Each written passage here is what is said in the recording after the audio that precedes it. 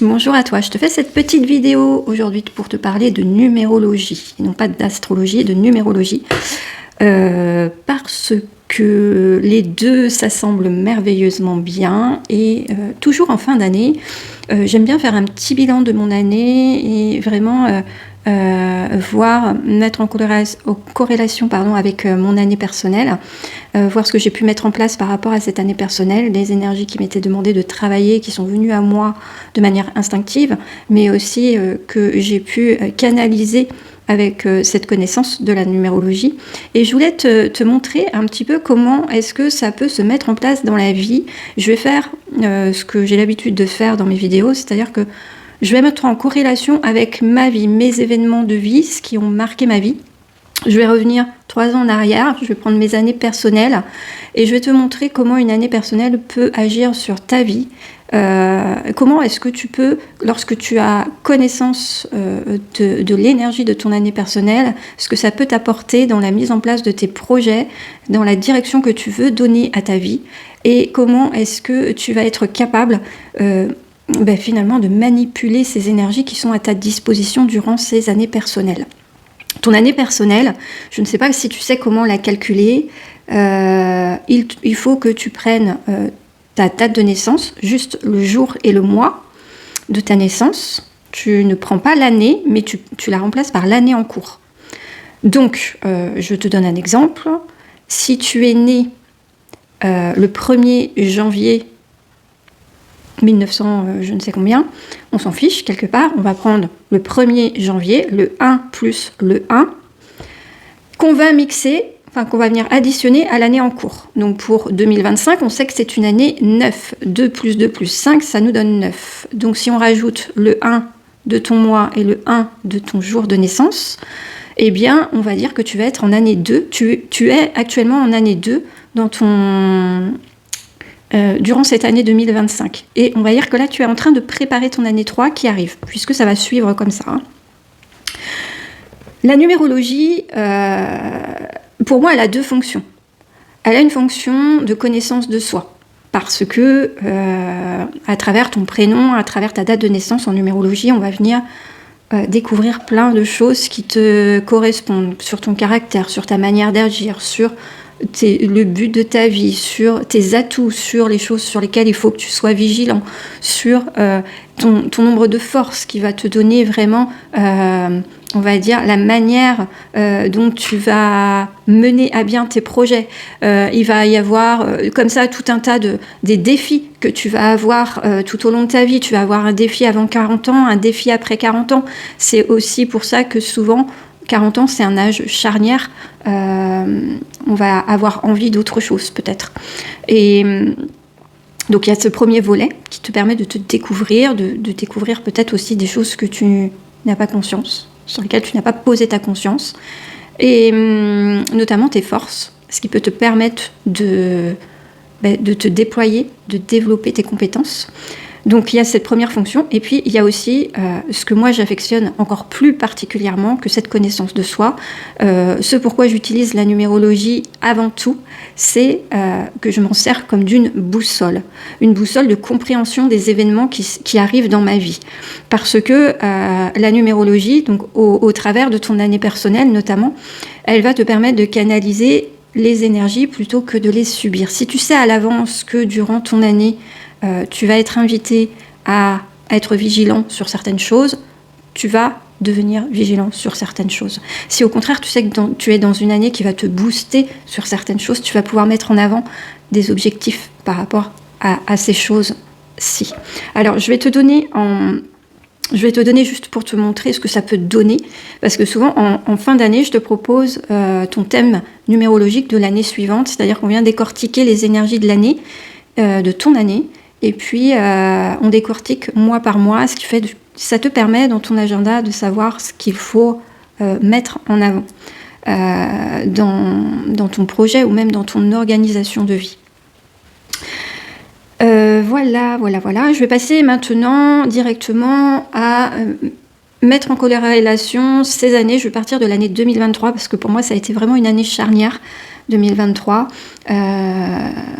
Et parce que pour moi, mon année personnelle en 2023 était une année 4. L'année 4, c'est une année où tu vas avoir besoin de recadrer ta vie, de mettre des limites, de poser un cadre, de poser peut-être des nouvelles fondations. C'est une année qui est tournée majoritairement vers le travail.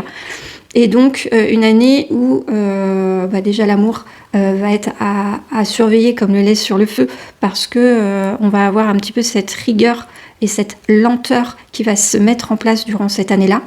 Et puis cette volonté de venir faire un focus sur peut-être son professionnel, sur ses objectifs pro. C'est ce qui s'est passé pour moi. En année 4, je me suis séparée et je suis partie dans un autre département.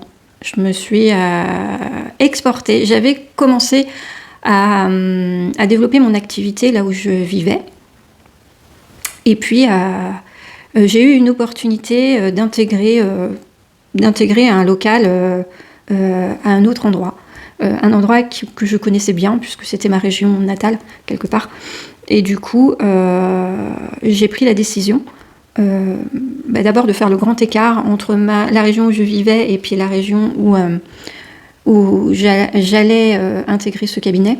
Et puis finalement, voilà, je me suis complètement exportée dans ce nouveau lieu de travail, ce qui m'a permis de redonner des nouvelles fondations à ma vie professionnelle, une nouvelle structure. J'étais dans un nouvel environnement, je devais tout recommencer aussi. Je devais me refaire une clientèle, je devais me refaire connaître, mais je partais sur du neuf et j'étais complètement dans cette année 4 qui me donnait l'opportunité de restructurer ma vie. Le challenge pour moi, c'était de retrouver un logement, une habitation durant cette année, parce que je savais, intuitivement, que si à la fin de cette année 4, je n'avais pas trouvé de logement, ça allait être compliqué pour l'année suivante, qui serait une année 5.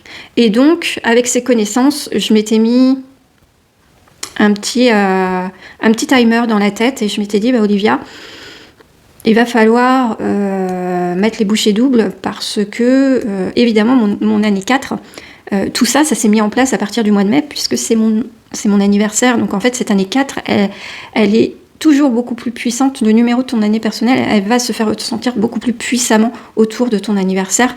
Et moi, c'est là que tout a vraiment explosé durant cette année 4. Et il y a eu des événements astrologiques aussi qui sont venus. J'avais Uranus dans mon signe, ce qui fait que voilà, c'est pour ça que pour moi ça a vraiment explosé. C'est parce que voilà, il y avait la notion d'Uranus qui s'est mêlée à tout ça, qui a enclenché un changement précipité soudain, voilà. Et j'ai suivi les énergies plutôt que de rester accrochée et de me dire non, je bougerai pas. J'ai fait le choix de suivre ces énergies parce que voilà, j'ai une foi et j'ai une conscience qui me fait finalement surfer, avoir cette envie de surfer sur les énergies qui se présentent à moi plutôt que d'essayer de les contrer. Donc, durant cette année 4, je me suis mis ce challenge les 6 derniers mois de devoir me trouver un logement. J'ai tout mis en place pour le faire parce que je savais qu'en année 5, en 2024, je passais en année 5 et que ça allait être très compliqué pour moi si je n'avais pas trouvé de logement en année 4. Parce que l'année 5, donc là on bascule en année 5, donc pour la petite info, j'ai trouvé un logement, on m'a proposé un logement au mois de novembre de l'année 4, que j'ai bien sûr accepté, et j'ai emménagé donc dans un nouveau logement en année 4. L'année 5, je savais que ça allait être complètement différent, puisque c'est une année où on va te solliciter, tu vas peut-être avoir envie de voyager, tu vas peut-être avoir envie de bouger, d'expérimenter plein de choses qui sont complètement obsolète en année 4, mais en année 5, tu as cette mouvance. Alors chez moi, ça a été vécu de façon décuplée parce que mon nombre de forces en numérologie, c'est 5, j'ai énormément de 5, mon prénom étant 5. Donc en fait, ce 5, je l'ai vécu à fond la caisse parce que voilà, il y a eu une forte résonance avec ma personnalité et avec mon thème numérologique dans son ensemble. Donc cette année 5, elle a été complètement folle quand je la regarde aujourd'hui de mon année 6, je regarde mon année 5, donc l'année d'avant, ça a été vraiment beaucoup de rencontres, cette envie, cette soif de liberté que j'avais. Je suis partie quelques jours en vacances toute seule, ce que j'avais jamais fait, et j'ai aimé ça. Je sais pas, qu'est-ce que je peux vous dire d'autre. J'étais très rarement chez moi parce que mon téléphone sonnait, hey, tu viens à tel endroit, même si c'était à 1 heure de route, je disais, ben ok, j'arrive. J'ai intégré un boulot où j'étais tout le temps sur la route. J'ai fait vraiment des choses en année 5 où j'ai exploité mon année 5 à fond la caisse. J'avais beaucoup envie de bouger. J'ai fait quelques salons, chose que je n'aime pas forcément faire, mais de toutes les années depuis que je suis thérapeute, c'est la seule année où j'ai fait autant de salons. Même si tu me verras jamais sur des gros salons parce que c'est vraiment pas ma tasse de thé. Les petits salons intimistes, oui. Les gros salons, j'en suis pas fan pour plein de raisons.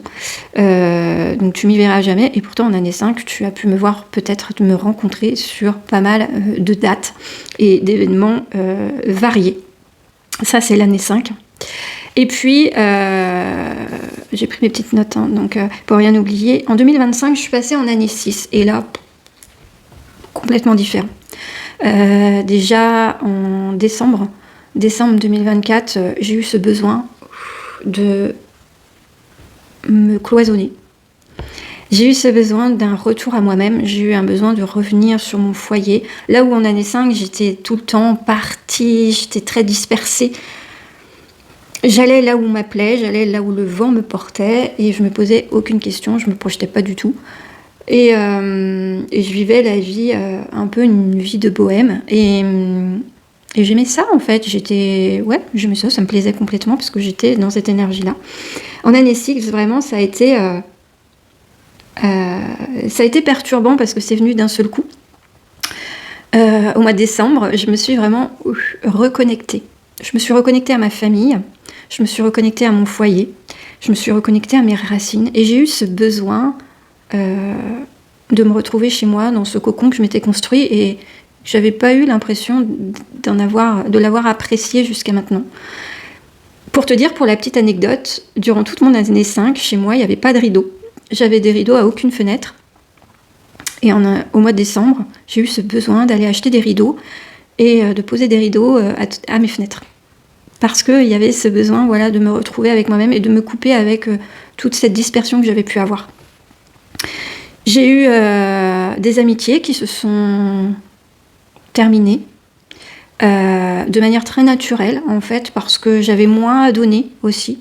Et les personnes, peut-être, se sont senties lésées dans ce que je pouvais apporter à la relation en année 5 et ce que je n'avais plus eu besoin et plus envie d'apporter en année 6. Le fait de me replier un petit peu sur moi-même et de prioriser ma famille a fait que j'ai pas mal d'amis qui m'ont tourné le dos. Et je l'ai accepté. Je l'ai accepté parce que j'ai la connaissance de la numérologie et je me dis, ok. Donc il y a eu des relations comme ça qui se sont dénouées, qui se sont défaites. Et aujourd'hui, où je suis à la fin de mon année 6 et je me dis, mais finalement, tout ce qui s'est dénoué, la fin de tout ça. Alors en année 6, ce que j'ai oublié de dire, c'est que j'ai aussi déménagé. J'ai à nouveau déménagé. Aujourd'hui, je suis dans une autre maison. Et une maison qui m'apporte beaucoup sur beaucoup de plans. Et que j'affectionne particulièrement. Je sais que c'est comment dire,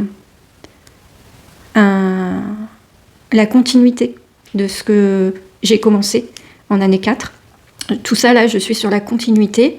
Donc cette maison dans laquelle je suis aujourd'hui, c'est une maison qui est complètement différente de celle que j'habitais en 2023. Mais elle a ce côté intimiste et elle a ce côté bienveillant, elle a ce côté cocon, elle a ce côté mise à l'écart aussi, parce que j'ai cette connaissance que je vais rentrer dans une année 7. L'année 7 en numérologie, elle n'est pas forcément très facile à vivre.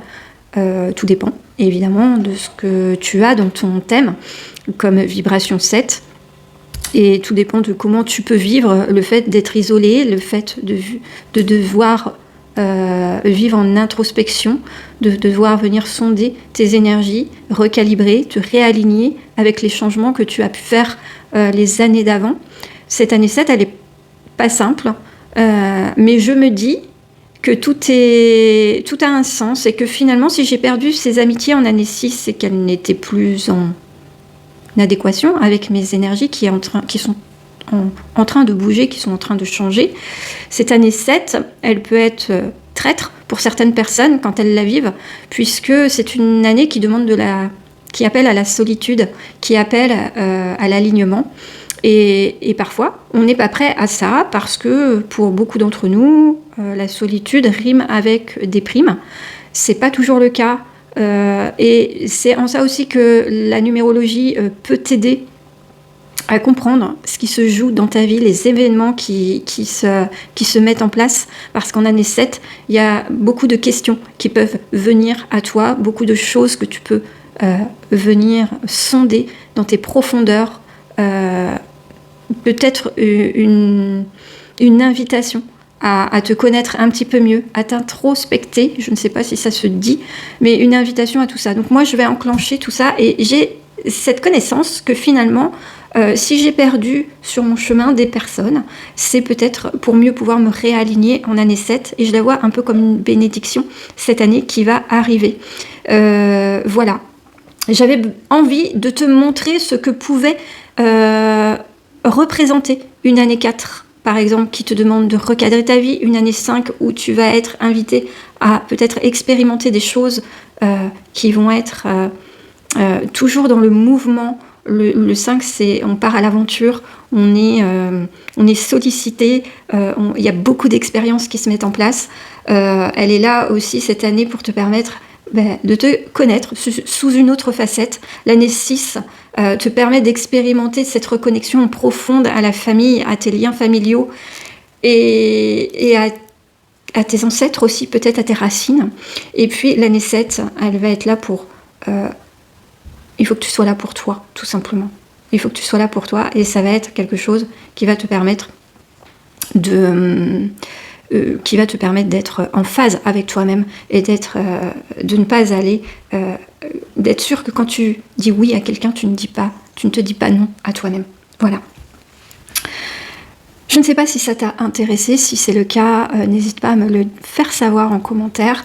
Je reproduirai encore ce genre de vidéo qui te permet peut-être de mettre en corrélation un événement de vie avec une énergie, parce que ça reste malgré tout abstrait. Et c'est vrai que quand je parle numérologie avec certaines personnes, on me dit ouais, c'est trop abstrait pour que je puisse y croire.